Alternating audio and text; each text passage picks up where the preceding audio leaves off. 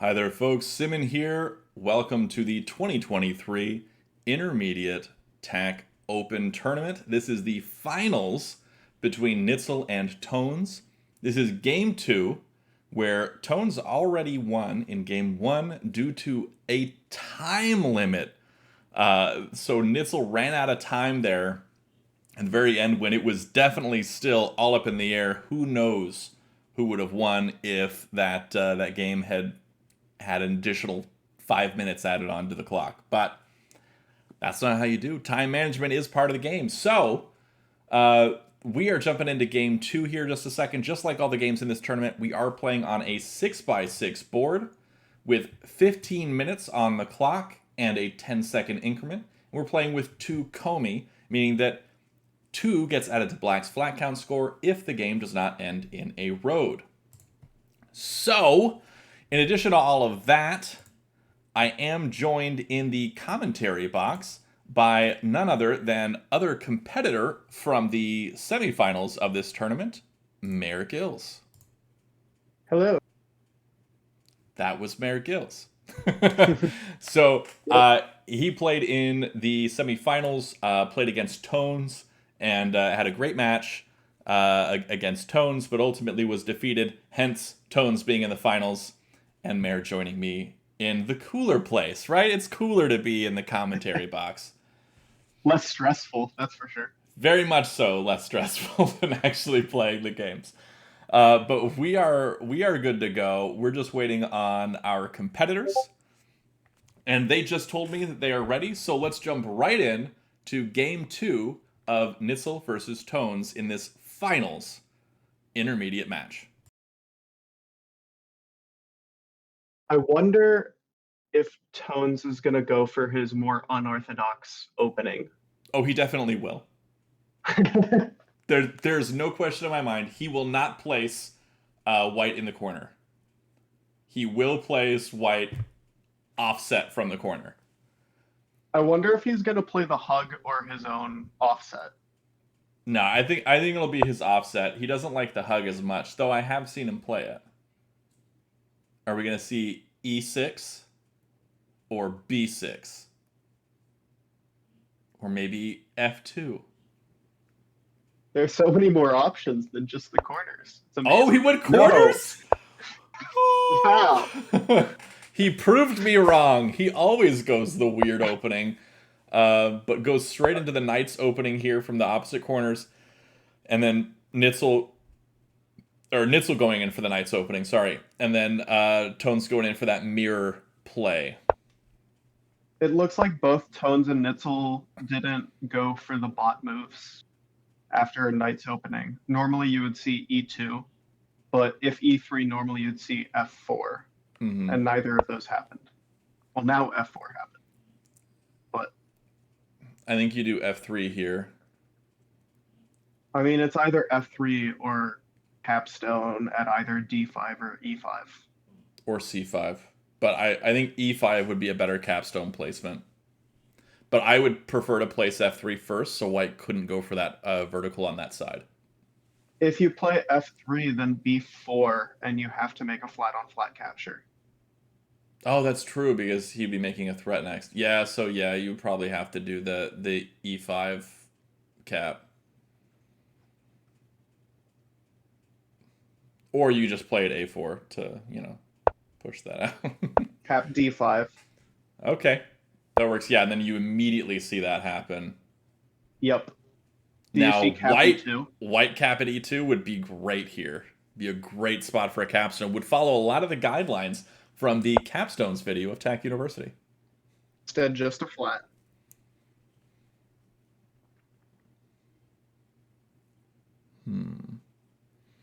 I wonder how long Nitzel's going to hold his capstone back. Yeah, just like we talk about in the capstones video, playing an early cap does have a much stronger effect. And we have seen, especially in the championship matches, we saw White play their capstone before Black quite a bit. And I think that is probably a good way to go if you can manage it. Getting that early capstone out with White really cements your early position and can really help you run away with that momentum. Yeah. How does black go from here? Do you think Tones is going to look for a vertical? Um, I think black is going to be playing at D2. Um, Potentially play at E1 and go for the vertical, but I don't see much potential there. I was E1 honestly looking E2 at like sorry, E1 D2, my bad. I was looking at like E5 even for black. Yeah, I can also see that. Just start getting because you already have like the bottom of white's horizontal line kind of infiltrated. Okay, F5 does a similar thing. And then white switches gears. This is basically just going for that horizontal. Black plays around it to stop that from happening, but white can Mhm. still play down below or up at E5 to go for that vertical again. Or white can still just play at B4, but that just invites that black capstone to come down and get more into the game. It's interesting though, other than B4 technically being a threat, there's not much in the way of threats that are at all close to being made. I feel like the vertical from white is pretty close. Yeah, And then black can make some progress for the horizontal, but it's not super strong. White, like I said, white is 2 moves away from a road here in the vertical direction. 2 moves away in the horizontal direction as well. So I think this is where you go D5 minus. absolutely, and then eventually come over onto E4 with that same E capstone stack, E4. Yeah. and that should cut off pretty much everything there.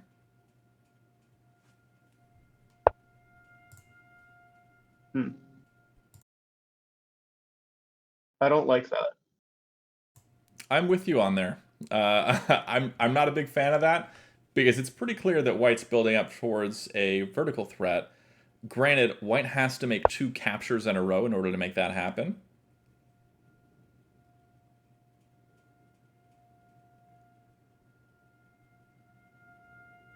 Even something though like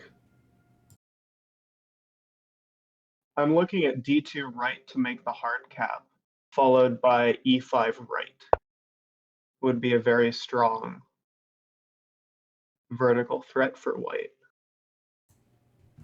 See, now black is going for the horizontal. If black can connect at B2, or sorry, A2 or B1, then that could be pretty good.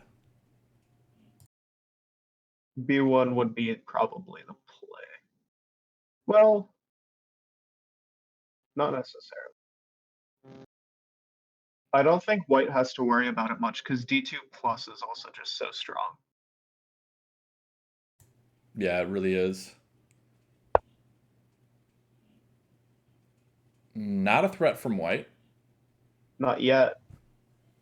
No, but if black plays at B1, then white comes up with D2 and makes the threat and cuts off black's horizontal. Right.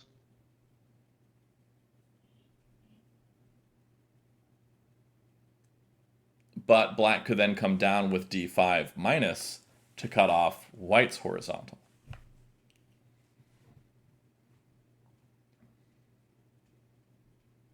True. Okay, we do see A2. Do we see D2 plus? Surprised at the A2 instead of the B1, but does work. I think it's working toward an eventual vertical along the left. Yeah. This is where we see D5 minus, the capstone coming down onto D4. Yeah, I don't see really a better play. B4 right technically works, but I don't like it. Yeah, it's not great. Because white is threatening a strong vertical and horizontal right now and has almost complete center control until the D5 minus comes. Yeah, B4 right works, D5 minus works. D5 minus feels a lot better, a lot stronger. gets that capstone in the game a little bit more. B4 right works great for building for that vertical, but it's so easily shut down that it's not really a good option. Yeah.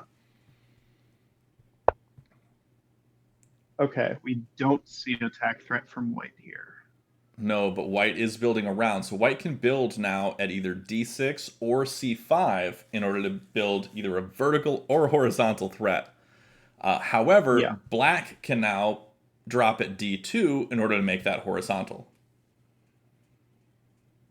true. D2 is followed by F3 left, though. Yeah, which makes the vertical threat and would basically Or force the capstone 2D3 to the right right. on e4. Or 2D3 right comes. That's probably better.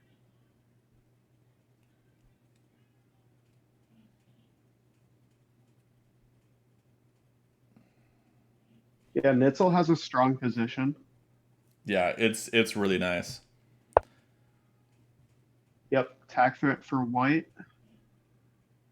Now black is basically forced to come right with the capstone. Sure, they have other moves, like they could come left with f2, which would be F5 a threat. plus works. No, it doesn't, because of the D5. Yeah, E6 minus is the only other real move. F2 left, e6 minus, and then 2d4 right. And D2 right in the same vein as F2 left. Yeah. But d2 But right is bad. either of the captures onto E2 look bad because the white capstone's right there. Actually, I kind of like d2 right more than f2 left. And the reason for that is because let's say you do d2 right in order to stop this, and white is like, oh, whatever, I'll worry about that in a second. I'm just going to drop a flat or a wall at d2. Then black throws that capstone down onto d2 and makes the sneak road. Oh my goodness. Black missed the road threat. Completely missed the threat. That was unexpected. Very quick game two. Not only did he miss the threat, he made a move that opened up a threat. Yeah. Really confused by that. I don't think it was a misclick, but it did happen very quickly. That second move there. But wow. Very quick game two. Nitzel saying, that's all right. That first game was just a warm-up. Here we go. Gonna take you down in game two. And definitely did that very quickly here. Bringing down the hammer in 16 moves, wins with a road. Tone's missing that threat. That's brutal. Brutal. Yeah.